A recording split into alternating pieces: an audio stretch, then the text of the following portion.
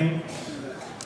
Abu Darda radiallahu ta'ala narrates that I heard Rasulullah sallallahu alayhi wa sallam said, the masjid is the house of every pious person who fears Allah. For the one who spends most of his time in masjid, Allah subhanahu wa ta'ala has taken upon himself to comfort him, to bestow mercy upon him, to make the crossing over the bridge of Sirat easy for him, and to grant him his pleasure in paradise. This is again in Tabarani. And Mu'adh bin Jabal radiallahu ta'ala narrates that Nabi sallallahu alayhi wa sallam said, verily, shaitan is the wolf to man, like the wolf that catches sheep, the one which is solitary and the one which stays away from the flock. So avoid staying alone in valleys, hold firmly to jama'ah, that is collectiveness, to live with the common people and to the masjid. This is in Musnad Ahmad.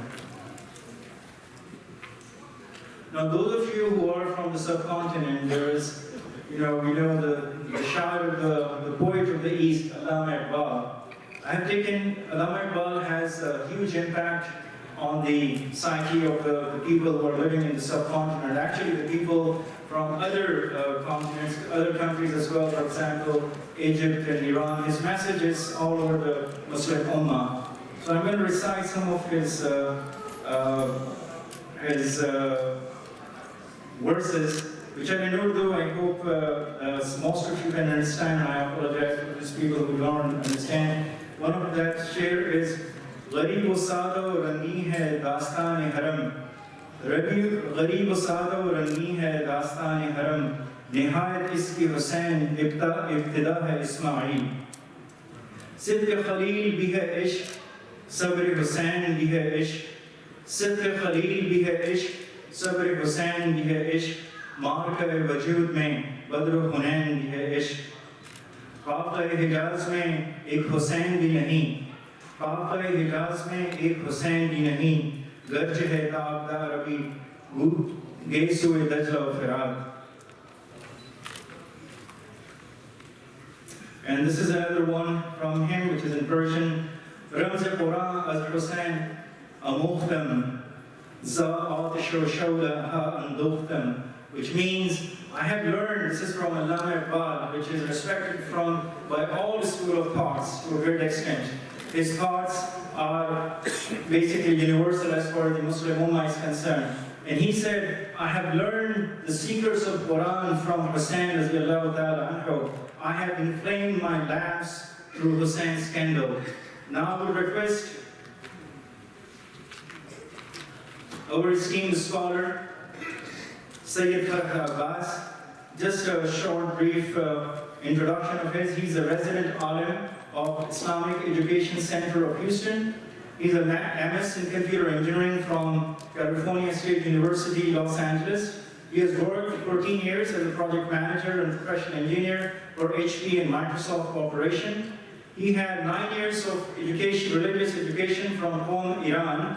His areas of studies include Arabic syntax and grammar, logic, Islamic theology, Quran, Islamic rulings and law, Islamic history, jurisprudence, that is principles of jurisprudence, Islamic philosophy, and various other disciplines.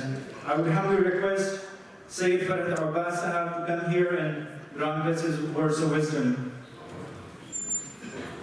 Takbir! Allahu Akbar!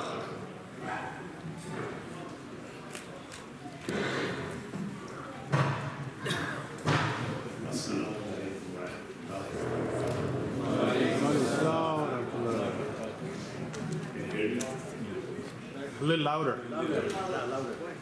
Again, one more time. Assalamu alaikum wa rahmatullahi wa barakatuh. أعوذ بالله من الشيطان الرجيم.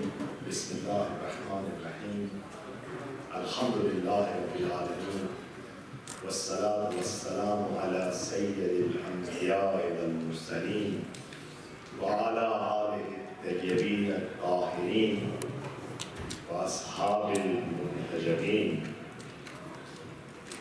أما بعد، قال الله سبحانه وتعالى في كتابه الحكيم أعوذ بالله من الشيطان الرجيم بسم الله الرحمن الرحيم أفتؤمنون ببعض الكتاب وتكفرون ببعض فما جزاء من يفعل ذلك منكم إلا خزي في الحياة الدنيا. First, I would like to thank administration of Maryam Mosque, respected Imam, Tawqeed, and all of you for coming over here. I also like to thank Allah subhanahu wa ta'ala that He gave me this opportunity that today I'm standing in front of you. After a long time, it's like I'm returning back to my own home. I grew up in a society where I was going in my neighborhood to the mosque of Biradani and Sunnah, and my father was not stopping me. I remember spending nights over there, going in 15th of Shaban, praying with them, going to graveyard. Then remember growing in the university with Adran from Deobandi faith and Ahl Hadith faith. Even I was so close with this political party of Jamaat Islami that they thought I'm one of them. And in fact, one time an incident happened in University of Karachi that few of us got arrested and they thought that I am one of them. And I spent few days in prison with all the leaders of Jamaat Islami. I used to pray with them, I used to work with them. In the engineering university, I was with my friends all the time. We used to eat, we used to make jokes and everything. Never felt any difference. I was so close with them, I still remember them. But then, because of ignorance, because of darkness of this sectarian things, I moved here almost 26 years ago, and back home, this wind of darkness separates all of us. And I feel today it's like dawn, it's like this light after the long darkness. I had this big ambition that in my heart that one day maybe I can sit down with all of you and I'll let you know that we have so many things in common than differences. And since I'm coming from a sect which I think some of you do not know anything about it, or you probably have just this picture that who's Shia, just a picture if someone is doing matam on the street. That's it, not more than that. And so many misunderstandings. I like to go a small one-on-one what is really our commonalities. If I look back and I said, okay, is there a need for ittihad? Is there any need for this unity? When I see this ayah, which Allah just recited, Allah subhanahu wa ta'ala said, what's wrong with you? You accept part of the book and you reject part of the book.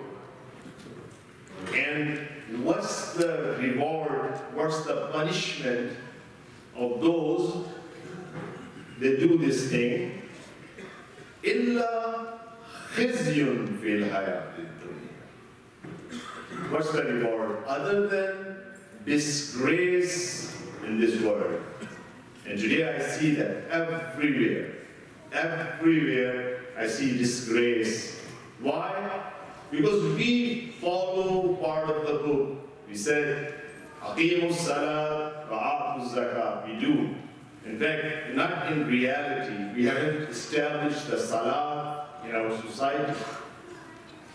But then we forget the part of the book where Allah subhanahu wa ta'ala said, وَاعْتَصِمُوا بِحَبْلِ اللَّهِ جَمِيعًا وَلَا تَفَرَّقُوا. You have to hold this rope of Allah subhanahu wa ta'ala and do not get separated. Do not get divided. What's the practical step? At this time, when the Islamophobia is on rise, there are so many opportunists, there are so many ignorant people. All they are doing, they are increasing the flame of hate and divide, and some of them, they're using this technique of divide and rule. They're basically making us enemy of each other. But as I said, Allah subhanahu wa ta'ala clearly said that you have to be together. What's the difference?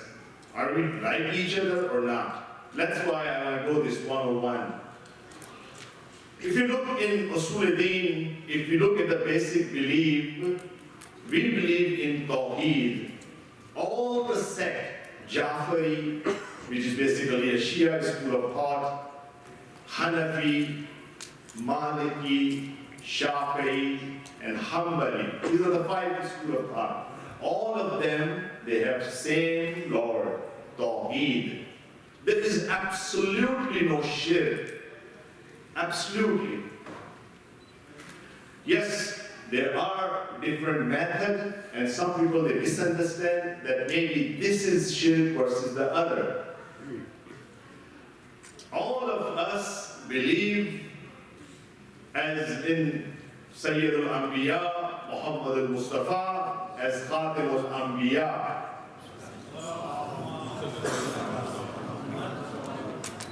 He is Sayyid al-Anbiya. He has the highest status anyone can have.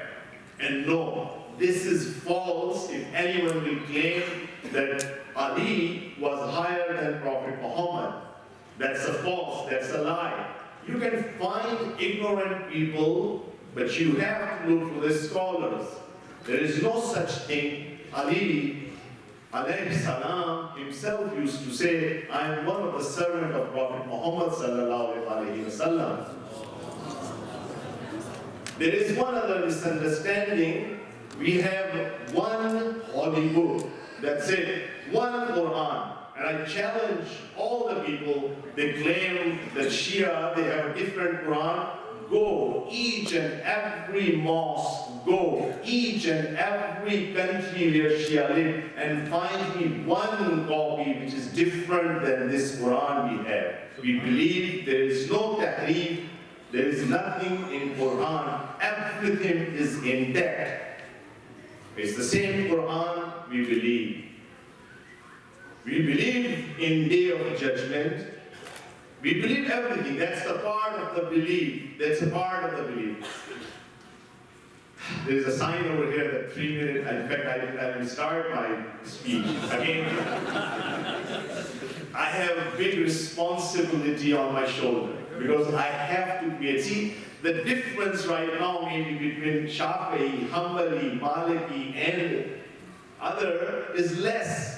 There is like more differences in the media, and there are scholars, there are opportunists. They love their job, and somehow they feel that by dividing, they can keep their job safe. So I have to clear this difference. Please allow me. Thank you. It's green again. Thank you, it's green again. That's good. I love green. So yeah, it's the same Quran. It's the same Day of Judgment. Everything is same. Yes, there are minor differences. And I think practically, if we think that somehow we merge together, that's not possible, right? It's not possible.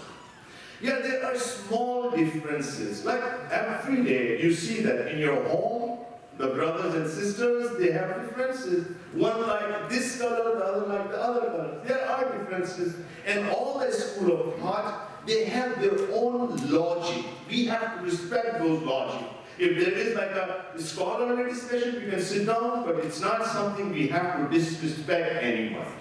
And I can also, this another accusation by this disrespecting, there are videos, there are other people, and you see the proof that there are Shias, they are respecting, companion of Prophet Muhammad sallallahu alaihi wasallam. Yes, there are few ignorant, they do that, but they are ignorant. Even if they are wearing the libas, they are the dress. If you go the highest scholar of the Shia world, Ayatollah Sistani, his belief was, his statement was this, that Sunnis are not only your brother, they are your own nafs, they are your own soul. Ayatollah Khamenei, he clearly mentioned that anyone is disrespecting Ummahatul Mu'minat, it's haram, it's not allowed. Anyone is disrespecting the holy personalities of any sect, it's not allowed. That's the message I'm giving you. I can show you the proof, the website, their statements and everything. So this is another thing which the ignorant people, the people they are trying to keep their members safe, they're trying to keep their job because they know that that's the way they can survive. They do not have the knowledge, that's how they're doing it. So I just want to make sure that that's need to be clear. Takbir. So other option is like there's one other minor difference. Yes, the Shia believe in imamah. In imamah, they believe that not like imams, they are higher than Prophet Muhammad, but it's a continuation of the guidance of our Prophet Muhammad. That's the only difference. Okay, Brahmani and Sunnah, they don't believe, they think they are khulafa after that, and we respect them. We respect their opinion. That's one other thing. Let's go to the furu'i deen, the side of the deen. Here, ibadah. If you look, the most important ibadah is salah. As-salatu amududdin. In fact, when my brother he was doing his speech, I was like, all the ahadith he was saying, he said, it's like my hadith. I'm also reciting these ahadith. That Imam Ali said that, Sa'id al-Khidri said that, and the other Ibn Abbas said that, Jabir bin Hayyan, Jabir bin Abdullah Ansari said that. I remember this, all of these like our own. It's not outside. So in salat, as-salat amududdin is same 5 salat. Exactly same rakat, exactly same furuz and sunnah.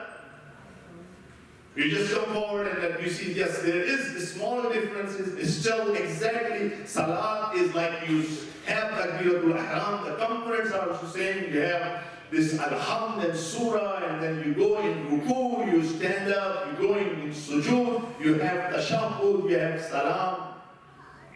There are small differences, and you probably, some of them, you notice that, for example, like we open the hand. Some of you, basically, you pray like this. So that's not a difference. Maliki from Ahl Sunnah, they open the hand in their salah. You notice that some of us, we do qunut. You know, Shafi'i, they do qunut in Fajr. It's mustahab. On our side, it's also mustahab. It's not wajib. It's not wajib. Like another thing, you notice sometime when we do adhan, we say, Ashhadu anna aliyan waliyullah. We call it sunnah. It's not, we don't call it that it's the part of azan. Whoever will, even we have a verdict that if someone will say it's a part of the adhan is batil. It's just a portion which is like, if you want, it's like one of the announcements, right? That's it. It's not even part of the adhan. We believe that.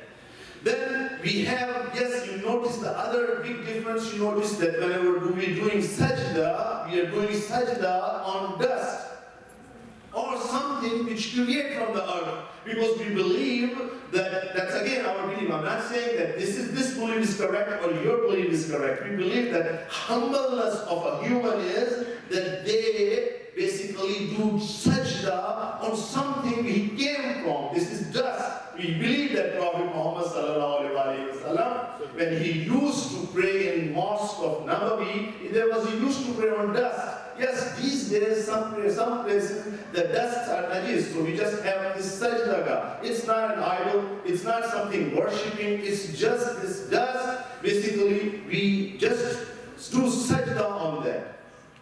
That's it. We look for the song. It's like the what? It's also farz in the month of Ramadan. Only small difference you notice there that in the fifth of Jafari, the Salatul Maghrib is not at sunset. It's at the time of Maghrib, which is like few minutes when the redness comes on the head. That's the time when we say it's the Maghrib time. But then we have verdicts from our ulama that if you're praying with Radhani Ahl Sunnah, you can pray exactly on sunset. In fact, few of our fuqaha, like you probably heard, Abdullah Behjar and Qazi Tabatabai, they used to believe like you used to believe. They used to pray Maghrib on sunset. Exactly on sunset. So you notice that sometimes we are opening the fast a little bit late. Let's accept this difference. We accept you. Whenever we invite Radhan Ahl Sunnah, we provide the fast on sunset. But we wait for like 10-15 minutes. It's not any different. Look for the Hajj. It's the same thing. In fact, if you go for the Hajj, you cannot differentiate who's Shia, who's Sunni. You cannot. All the other farais and everything you look, it's the same thing. Then what's dividing us? What's dividing us? Politics. It's politics. It's our own, sometimes, as I said, some of them from each side, some of them, they're coming to have their own job. Sometimes they keep their job by dividing. Why? Why this? Let's melt these eyes. I'd really like to thank Imam Tawqir that he gave this opportunity that we will come forward. Now, I'm going to move to this question you asked me. I know the time is less, I already took my time, just a few minutes about this question. How can we restore the primary role of mosque? And you know, that's true. The primary role of mosque was to transform a human and a society. That was the primary role. How can we restore this? How can we restore this role? There is ayah in Quran, Allah subhanahu wa ta'ala mentioned that Ud'u ila sabili rabbika bil hikmati wal mu'izati al hasana. That you call towards your Lord with hikmat and mu'izah hasana, with a beautiful advice. Brothers and sisters, the reason our youth is not coming in the mosque because sometimes I believe we are not using hikmah. What is hikmah? If you look, ma farq bain al hikmah wa dhaka, there is a difference between hikmah and intellect. Hikmah like there are in the dictionaries, it says all the hakim, they may be dhaki, but not all the dhaki, they will be hakim. All the wise people, they may be intellectual, but not all the intellectual, they will be hakim. So we need to invite our youth towards Islam with hikmah. Like for example, just this salah. If they will understand that we believe that it's Amududdin, how can we understand? How can we preach this thing to them? Look, right now, if you look for the humanity, if you look for this materialism, you will notice that materialism is going downward right now. And that's one of the reasons they are going through this Islamophobia, because they fear the people, they are thirsty of spirituality. Right now, the problem is mental health problem. If you go to the internet and you look for them, search for the most sellable pharmaceutical product, you will find stress, anxiety, and depression. And stress, anxiety, and depression is the most common cause of the humanity today. And we do have a solution because Allah subhanahu wa ta'ala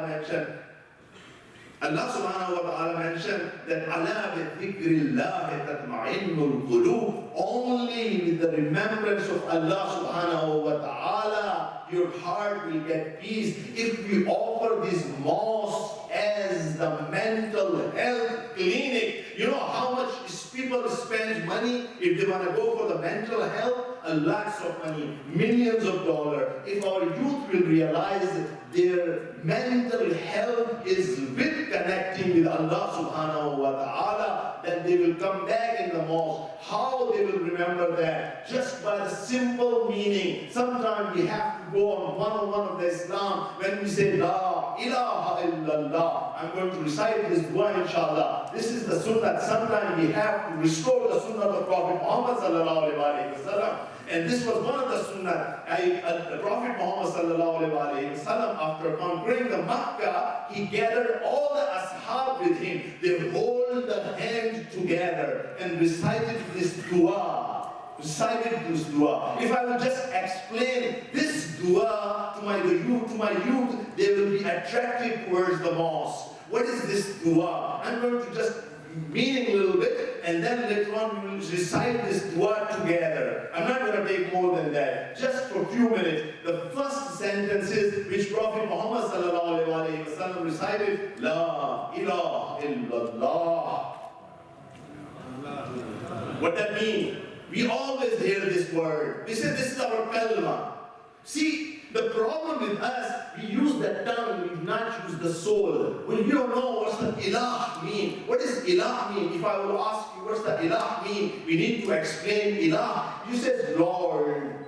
I says no. Go to the root word. What does really ilah mean? Ilah mean you will find out to someone you seek refuge, to someone you make love. You are in love with someone. Now look what I said. Today, humanity, they are unsecure right now. If we didn't know who is ilah, la ilah. Ilah is a common term. The Allah came from ilah. But it is Al-Ilah, the Lord. There is no Lord except Allah subhanahu wa ta'ala. There is no refuge except Allah subhanahu wa ta'ala. All the problem humanity is facing to right now, only there is one answer, and that's Allah subhanahu wa ta'ala. That's why Prophet said, it started with this, and that's why it's our kalama, La ilaha illallah. And then he continued, Ilahan wahidan. He is the only Lord. He is the only one who can help you. He is the only one who can help your family problem. He is the only one who can help your financial problem. He is the only one who can help your health problem. Any problem that humanity is facing today, if we start offering this in our mosque, they will get attracted towards this mosque. Then Prophet continued, وَنَحْنُ لَهُ مُسْلِمُونَ. We, all of us, only submit to Allah subhanahu wa ta'ala. We do not submit to our desires. That's the disease today. All of our children, they say, I wish, I want. This wish and want are what? Different ilah. Only to Him we submit. La ilaha illallah. وَلَا نَعْبُدُ إِلَّا إِيَّاهُ. We do not worship anyone. Our heart is not associated with anyone. Our heart is not connected with the wealth. Our heart is not connected with big houses. Our heart is not connected with the stock market. To only Allah we worship. That's what the worship means. That's the real meaning of the worship. That you bow down in front of Him. That's the practice of salah that you do every day, 5 times. Then the Prophet continued, مُخْلِصِينَ لَهُ الدِّينَ. Mukhlisin mean khalis, pure. We are mukhlisin. To who? To Allah, to His faith. وَلَوْ كَرِهَ الْمُشْرِكُونَ. Even the mushrikun, they detest this, they don't like this thing. We know today, if Hollywood or any Buddha or any other ism, they are propagating that your desire is your Lord. We take that in love or not, we just tell them, Mukhlisin al-Din, we are sincere towards you. And then Prophet continued, La ilaha illallah. Rabbuna wa Rabbu aba'ina al-awwaleen. What's the Rabb? Rabb mean? The Rabb is the one who has every authority authority over you. He is the one who dictates your life. If we change our mosque, that it's not only praying, but it's everything. You wake up with the thought of Allah subhanahu wa ta'ala. That's an ibadah. You basically sleeping just to keep your body safe. That's an ibadah. You're going outside to make wealth for your family. That's an ibadah. I'm not going to take more time. Then the Prophet continued. La ilaha illallah. Wahdahu, wahdahu, wahda. The one, the one, the one. There is no one else. There is no one else other than Allah subhanahu wa ta'ala. And then he continued, Anjaza wa'dahu.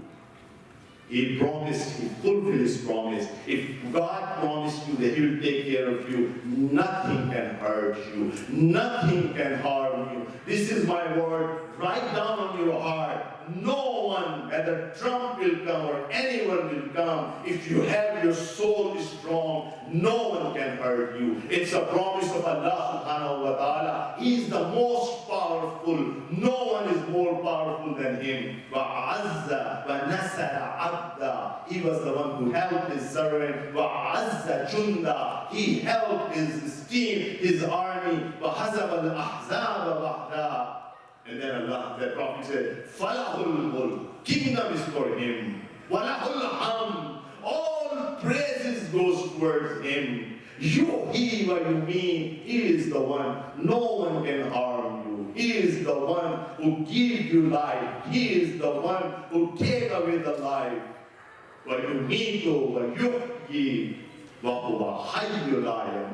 He himself is an ever-living.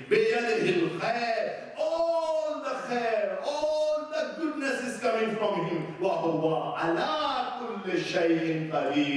He is qadir. He has power for everything. No one can love and hate you if he's not going to allow you. If someone is hating you because that's your trial, if someone is loving you because it's the reward from Allah subhanahu wa ta'ala, brothers and sisters, where is the shirk? We do recite this dua every day. Let's hold the hand together. The procedure is this: you hold the hand together and then you recite this dua. Please recite with me one by one, please. It's started. Allahu Akbar. Allahu Akbar.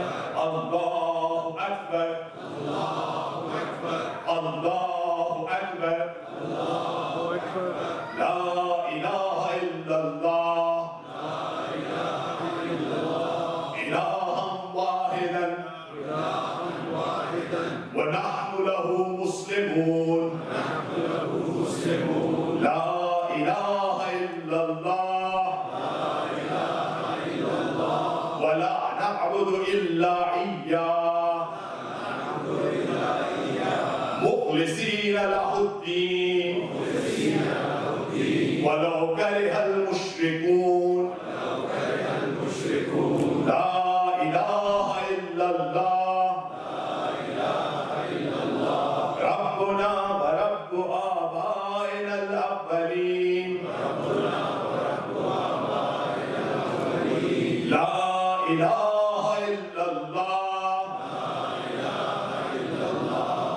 with your soul, the tongue of your soul, not this time. Wahdahu, wahdahu, wahda. Wahdahu, wahdahu, wahda. Anjaza wahda. Anjaza wahda. Wa nasara abda. Wa nasara abda. Wa azza junda. Wa azza junda. Wa hazama al-ahzab wahda. Wa hazama al-ahzab wahda. Falahul mulk. يحيي ويميت ويميت ويحيي وهو حي لا يموت بيده الخير وهو على كل شيء قدير. One more time, I'd like to thank you. I see this light in your heart. The question you put forward, the gathering you arranged, Next time, inshallah, you're invited to our mosque, inshallah. This one Ummah part 2, we will deliver, inshallah. Thank you very much. Allahu Akbar.